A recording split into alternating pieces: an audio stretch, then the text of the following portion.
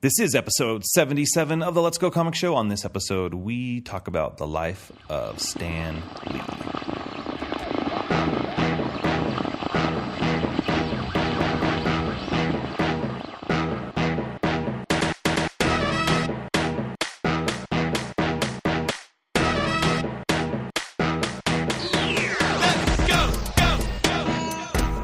You're listening to episode 77 of the Let's Go Comic Show. My name is Justin. And I'm Matt. And on this episode, we are just going to talk about Stan Lee, who passed away on November 12th of 2018. And that's about it. So no need to get into anything else. We'll just jump right into it. So, yeah, man. Kind of came as happened on Veterans Day this year. And yeah. Stan Lee was a veteran, actually. The day before, like on their Twitter, on the Stan Lee like official Twitter, it had like a picture of him, and like I always forget. I'm so used to him being just an old guy. Just Stan the man. He's always he's always been the old guy, like So I just jumping right into it. I've never. It's hard to see him as young, though he has always come off as young, just in his spirit and his energy and his persona. And so anyways, yeah, man, it's pretty sad. This is like the I think feels like the last of the legends of our time, you know? Yeah, it does feel, I mean, the last year, man, it's been quite a few guys of that era. Mm-hmm. And it was tough. Like it's one of those ones that you kind of see happening, like we've known for a while, is health hasn't been great. Yeah. He's 95, 96? 95. I mean, so it's not like this shocker, but man. Yeah, it was like we knew it was coming. You know, it's one of those things like, man, Stan's probably doesn't have a whole lot of time left. And when it did happen, you know, it still was a shock and it still hurted. And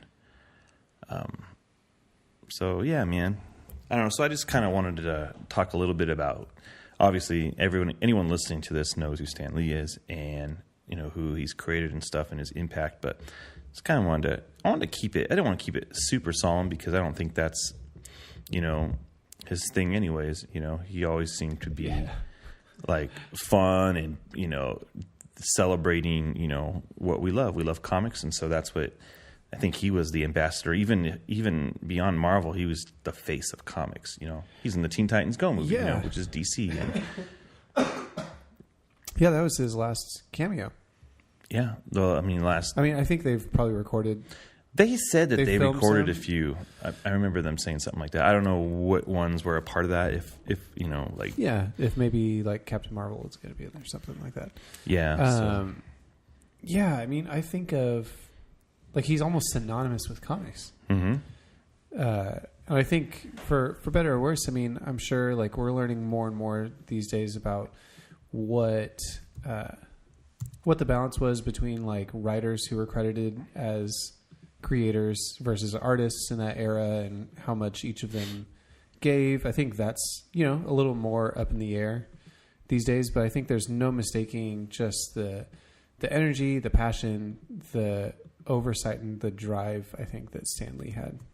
Yeah. Wherever the co-creator credits fall with, you know, Kirby and Ditko and that kind of stuff, like you weren't going to find someone like growing up, like having like, he's just always seemed old. Like you were right. Like, I'm thinking of like that, like hour block of cartoons in the 90s where he's talking in between and he's like trying to get everybody pumped on this, like crappy Hulk cartoon, Iron Man cartoon. Like those do you know ones what I mean? were I remember they those. were so bad. Yeah. But you always had him as like the face of like, he was like, you know what he was? He was like the carnival like barker. Like in a good way. Like I know like, what you're saying. In like an endearing way of like he was always like, come on, like step right up, like this is exciting, this is good. Like he was probably the dude that's always like, you know what, that guy needs a tagline. Yeah. Well, yeah, I think that was it. He was great at being the advocate for your imagination and when you're a kid. And, even though like you get like, a character like Hulk or whatever, like you're talking, I remember those old like syndicated like cartoons. They typically were pretty bad. Yeah. Like the Fantastic Four one. And Oh, all that gosh, stuff. Yeah, they were actually pretty bad, but he's just there. He gets you excited. Like, get ready, true believers, for an exciting adventure. Like the way he sets it up, and you're just like, oh, maybe I'll be excited about all right, this. I guess this is pretty good. If Stan Lee says I should be excited, maybe I should be excited. So yeah, my first like real like in my head, like my first real understanding of who he was. He'd always narrate the Spider-Man and His Amazing Friends. That cartoon I could have watched as a kid. Yes, yeah. And it was always like, this episode, Spider-Man. I like how he said Spider-Man. Spider-Man and his amazing friends. Meet the X-Men or whatever. So yeah, it was definitely a sad thing to hear on Monday, but yeah, man. So and it was tough because I remember feeling like sad at the news. Like, wow, okay, yeah. It's actually our friend Mike texted me before like I got on the interwebs or anything like that and heard. And he was like, "Let me know." And it's like, man, okay, that's really sad. And just kind of taking that in. And then my kids asking, like, "Oh, like what do you like?" They notice, what are you sad about? And it was actually explaining it to them and talking about who he was to them. Yeah. That's what really got me emotional for some reason. Yeah. Just to think, like, it's funny, I just sent you a picture, but I remember collecting trading cards, like, when I first started in comics, too.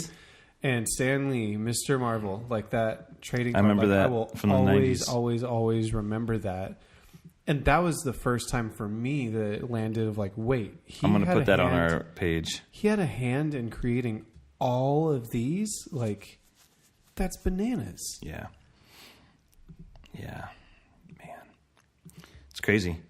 That one guy, I mean, if you think about it, you should check out like Wikipedia and just see every character he's created. And I mean, you're gonna get stuff from like Jane Foster to the Beast to Kazar or Kazar, however you want to say it, to Herbie, the weird like abbreviated Fantastic Four guy, to gosh, yes. and like Daredevil, Doctor Strange, Doctor Doom, Jean Grey, like all Spider-Man, those characters, Spider-Man, Iron Man, Thor, Iron Man. Hulk, Black Panther, like that. It's crazy to think because, I would think like you would look at him in a lot of the way, I'm trying to think of a good way to word it. A lot of the way that a lot of older white men are handling themselves at this point in time. I think that's the way I'll say it. I think it'd be easy to look at him and be like, oh, another like old like rich white guy that like wanted to create all these things and take credit. You know what I mean? Like, it could be this negative thing, but you look at like what he did in creating these characters, and it was really something special and something inspiring. I think it was something, it was kind of crazy to read little bits of information here and there, as people are putting it up the other day. And one of the ones that was crazy to me was that he worked in the same offices as, I think it's Mario Puzo, that wrote The Godfather. Yeah. Before he did. And Marvel was like nothing. Like, they were like looked down upon. Like, it's like, what are you guys even doing? It's not even serious. He wanted to be a novelist. You know what I mean? He wanted to write the great American novel, as it were. But he poured everything into comics, like in that world. And it was important to him. It wasn't just like something that kids did. Like, it was like, no, this is like an important thing. Like, I'm going to take this seriously. I'm going to keep working and working and working at it.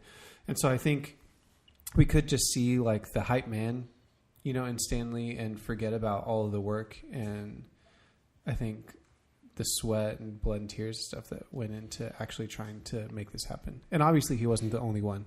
Yeah. But man, to be a founding father, as it were, the way he was. Yeah, my son actually did a book report on him last year. Oh, nice. He got this book about like, who is Stan Lee, and so he did a book report on him.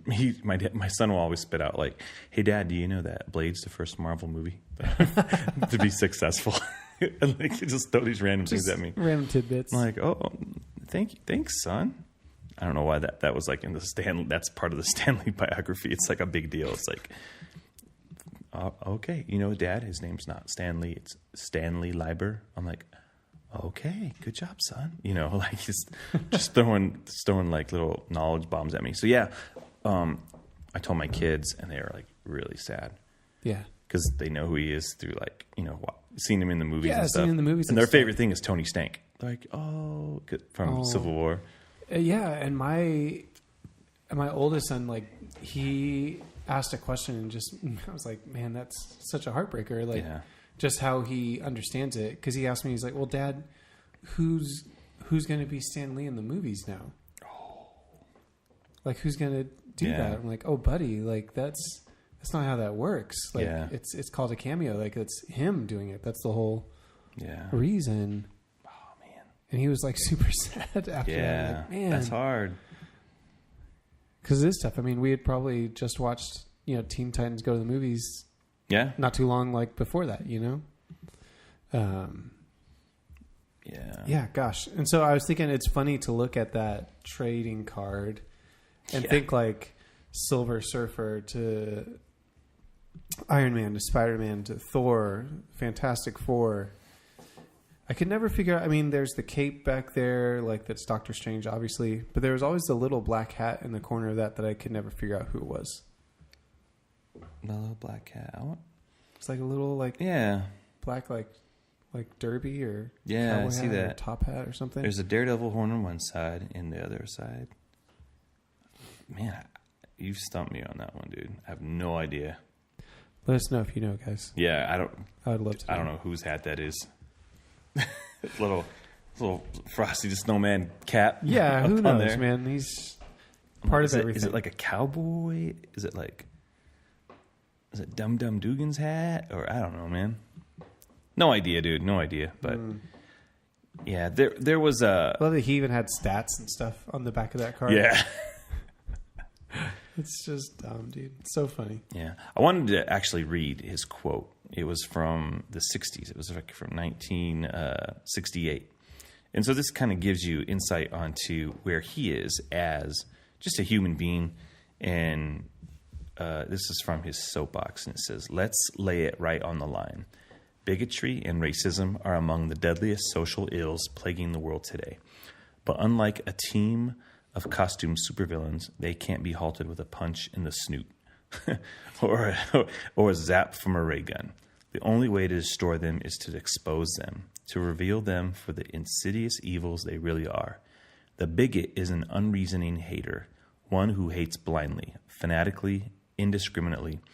If his hang-up is black men, he hates all black men. If a redhead once offended him, he hates all redheads. If some foreigner beat him to a job, he's down on all foreigners. He hates people he's never seen, people he's never known, with equal intensity, with equal venom. Now, we're not trying to say it's unreasonable for one human being to bug another, but although anyone has the right to dislike another individual, it's totally irrational, patently insane to condemn an entire race, to despise an entire nation, to vilify an entire religion. Sooner or later, we must learn to judge each other on our own merits. Sooner or later, if man is ever to be worthy of his destiny, we must fill our hearts with tolerance. For then, and only then, will we be truly worthy of the concept that man was created in the image of God, a God who calls us all his children. Pax et Justitia Stan. I may have butchered that. The Latin at the end, but you did. It's okay, man. But anyways, dude, 1968, right? Yeah, that's pretty intense. And that's something that needs to be said today. I feel like he's just always been ahead of the curve on, how to treat people and to be a uniter of people as well through the stories. And you can always go back and be like, oh, he should have done this, he should have done that. Sometimes, your era. You're kind of in an era, and you do what you can. You know, when he created Black Panther, they were like, "That's not going to work." Yeah, because he was in Fantastic Four in '66, I think. Yeah. But yeah, I look at that and I look at the characters he's created. I look at like, not only did he have people face things that I think inspired other people to face the things that they were afraid of in that era. Yeah. But he did it with unlikely people, with broken people. Mm-hmm. And I think that's what kind of became a hallmark of Marvel's heroes for a long time. Was this imperfection, and then these kind of like, I wouldn't even say anti-heroes, but they were just like, you always had something going on where you're like, hey, these aren't like this godlike pantheon that DC has, which I enjoy for what it is. And I think it was really brilliant, but I think it was also really, it was the inspiration aspect, I think, like really sticks with me for Stan Lee. To think like for Spider-Man, for example, to have like during Cold War, like nuclear like threat, all of this fear, and what does Spider-Man get his powers from? But radioactive spider, and it's a teenager taking on this fear that everyone's living under. Yeah, like that was the inspiration that obviously not him, just him, but that they did together, and he was a part of creating.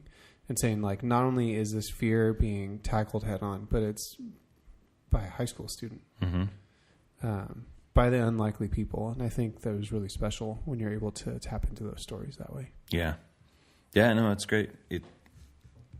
Imagine being a kid in, like, 50s, 60s. That's what you're thinking. You're scared of. And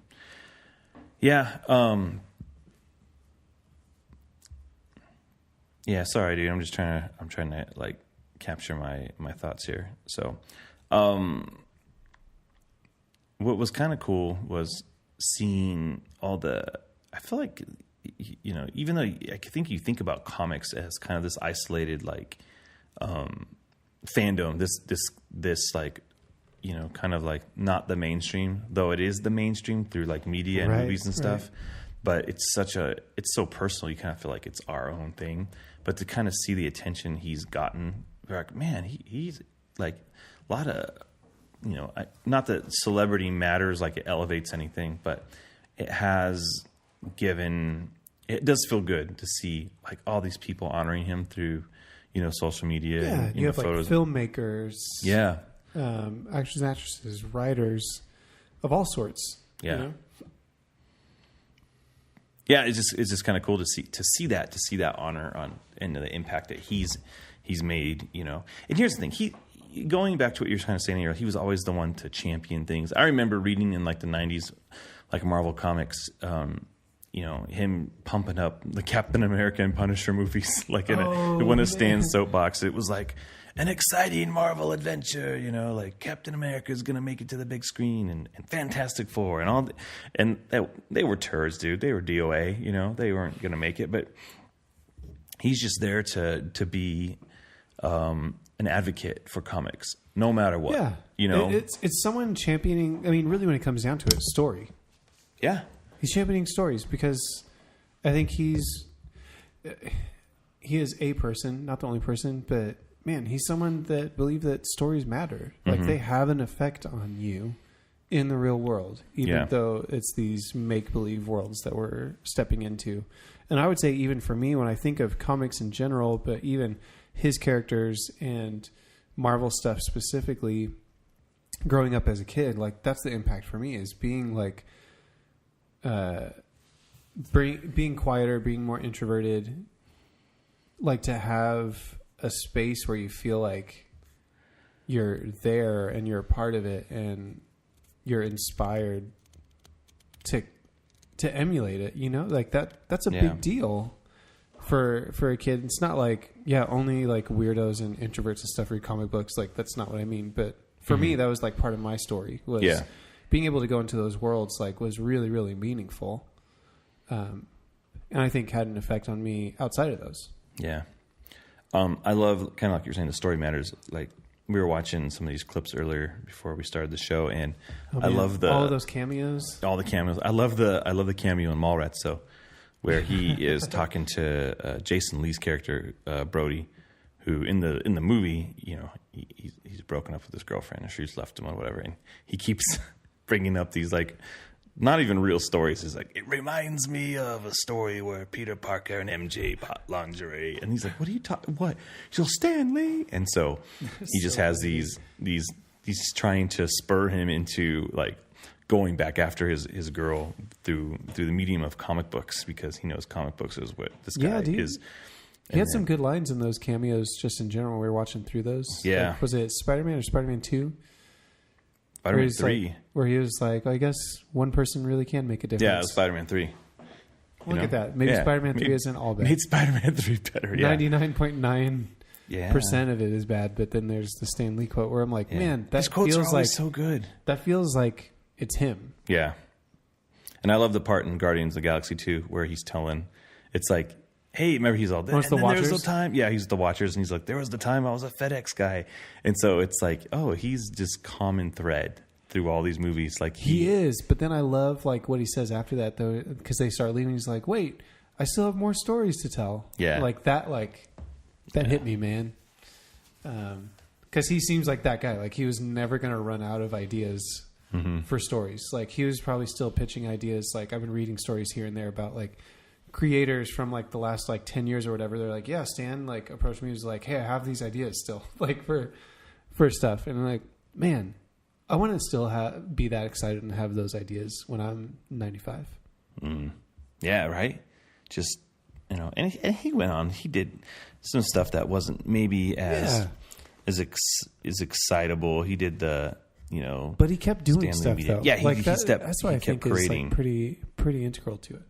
Yeah, he did the Stanley Media stuff, and then he did the POW Entertainment, which was the Purveyors of Wonder or whatever the heck it was.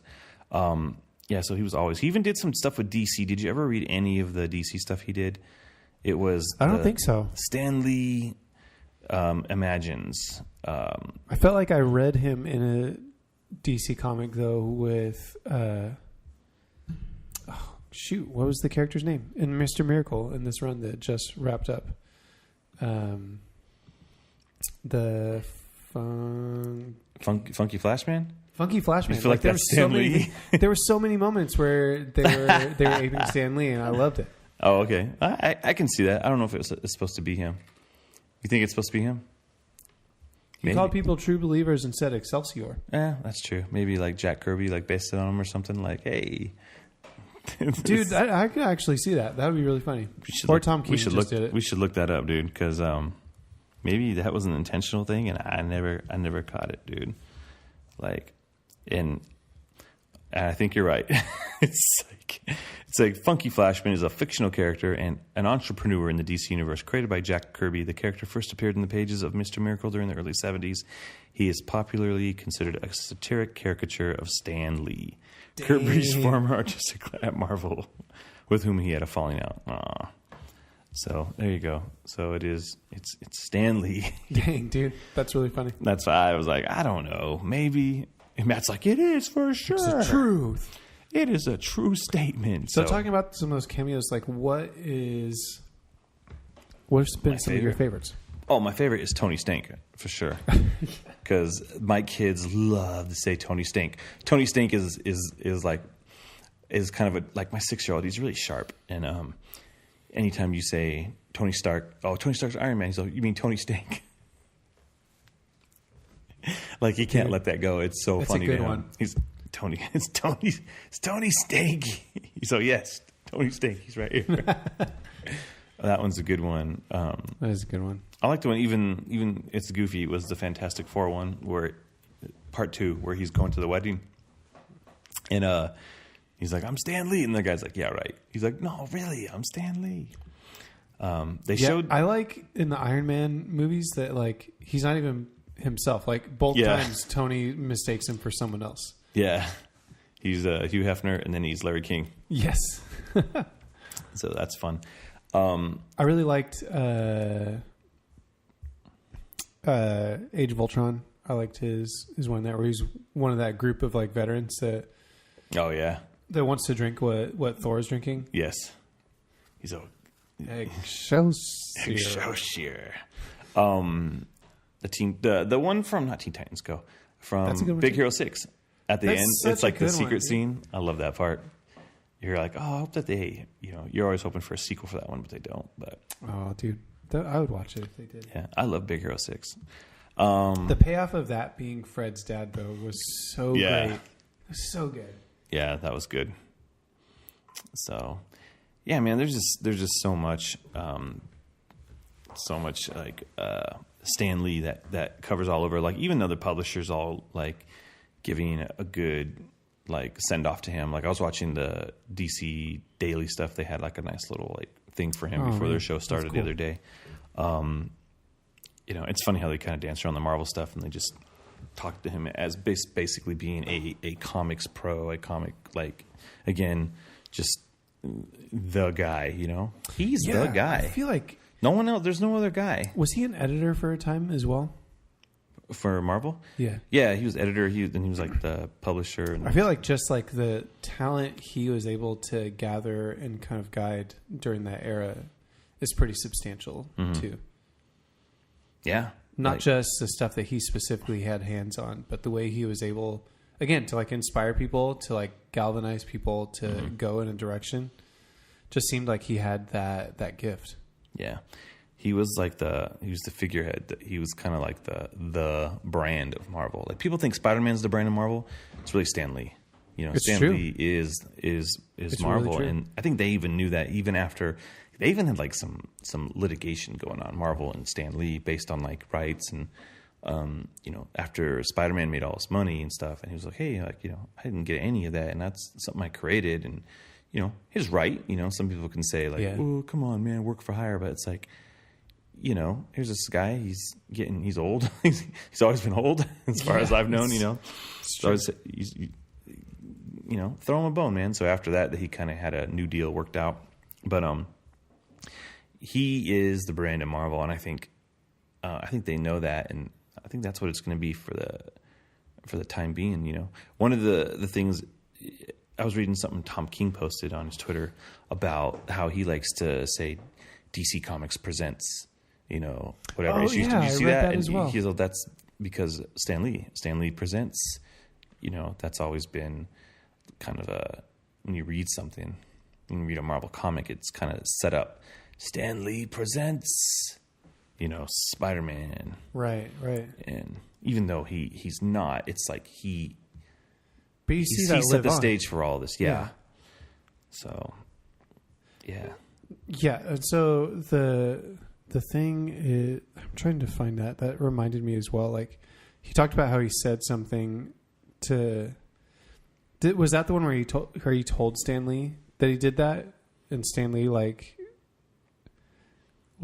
come right from Marvel. Burn it. Yeah, something like that. Like I was like, dude, that's funny. Yeah, I don't know if it was that, but it was a story he was telling me. Just come right from Marvel. So, which is really funny.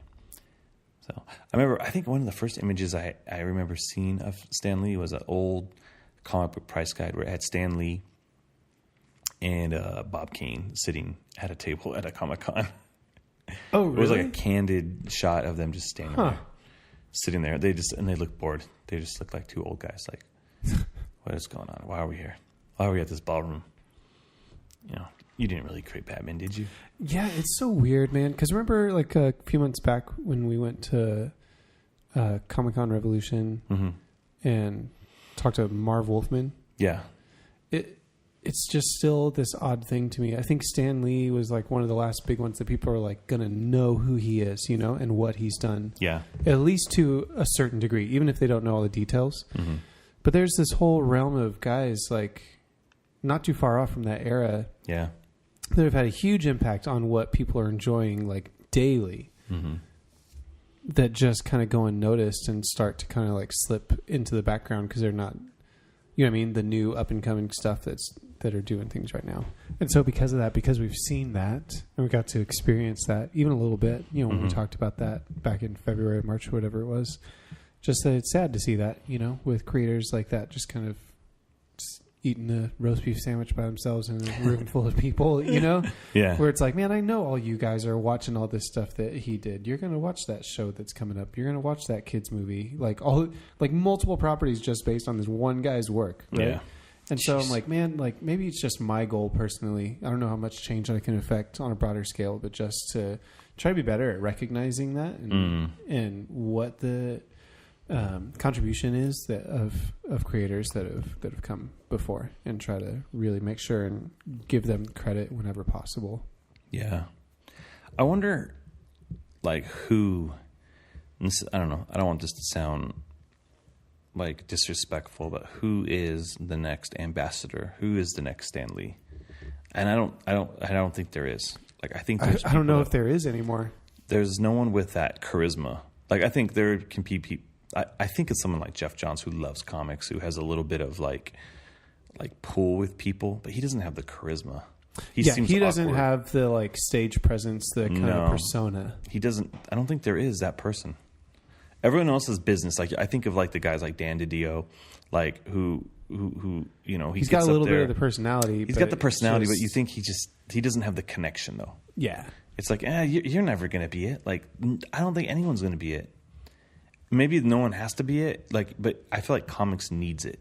Comics needs the figurehead, not just Marvel, but DC, but the whole as a whole in comics. We can collectively be that. I guess let's just do it. Pick up the mantle. Everybody. Yeah, but I can't. I'm not worthy. I can't pick that hammer up. You know. True. So. Yeah, it's I don't know, man. It's really sad. You know, the more I think about it, I'm like, this is such a huge loss to something that we love. So I guess I wanted to end high. You know, I'll make it a quick show. Because we can't possibly get into everything Stan Lee ever did, or it would be like, you know, a 6-month long like documentary. And you know, speaking of which, I remember I think we talked about once that Leonardo DiCaprio wants to play Stan Lee in like a Stan Lee biopic. I don't remember that at all. And I'd be like, that would be fantastic. I think he would actually be great. You know, if you look at some photos of Stan, I can even see. Anyways, that has nothing to do with anything. What are your top 5 favorite Stan Lee creations? Man, that's tough. Your top 5. It doesn't have to be in order. Totally, it's not going to be in order because that's way too much pressure. Yeah. The X-Men is always going to be like Psylocke, a thing for me. He didn't make Psylocke though. No, I'm talking about the original crew. Stan didn't create Psylocke. Never mind. I like that stricken from the record, please. Yeah. What would I say? It would be the X-Men. The X-Men. Mm-hmm. Just the start of that. Spider-Man. Yeah. Fantastic Four. Wow. Okay. Thor. Verily. Trying to think. I mean, he kind of did the Avengers just in general for the most part. Though he didn't create Captain America. But no. Shoot. And I think I'd probably go with Hulk. Yeah. That's a big one. Mm-hmm. I'm with you on that one. Is that 5? Yeah, that was 5. Yeah, I got Hulk on mine, and I have Spider-Man. J. Jonah Jameson. I just think he's a fun character. He really is. Just like there's so much personality there with J. Jonah Jameson, so I think that's why I added him to there. Silver Surfer. I love the idea of Silver Surfer. It's just, if you go back to the 60s, it's like this crazy Harold on a giant surfboard, like going through the spaceways, and even what he's platformed the character to do for others. I think, you know, other people have come along and made Silver Surfer like just really like have done great work with him, and so that's one of the other things. Like he's platformed people to do their great works based on what he's done. Yeah. But my absolute favorite is Daredevil. I just love the idea of Daredevil. I'm like, he thought like, hey, what if there was a guy who was blind, who had a handicap, but he was a hero? Oh man, I love it. I love that idea. That's true. That's really great. Yeah, just like thinking, oh, what if this guy who didn't have, you know, what we all think is a hero. No one knows he's a hero. I mean, no one knows he has this problem. He knows, and he does these great things. So I just love it. What I love about Daredevil is that it's a classic example of a hero being a hero because he has the ability to do so, and nobody knows that he actually has kind of like a disability, you know. And despite that, he does something. So that's why I love Daredevil, and I love like the idea and the thought going into him. So, anyways, those are my top, like, my 5 that I would like. Oh, those are great, like Stan Lee archetypes. You have your cosmic, your everyday guy, your superhero, your monster, and then your like, I don't know, the unassuming character. So there you go. Those are mine. Yeah, it's all really good stuff. I mean, and that's just scratching the surface. Yeah. So that is it. No need to give you all the regular information today. Like, you guys know what it is. So that being said, I would say excelsior and enough said.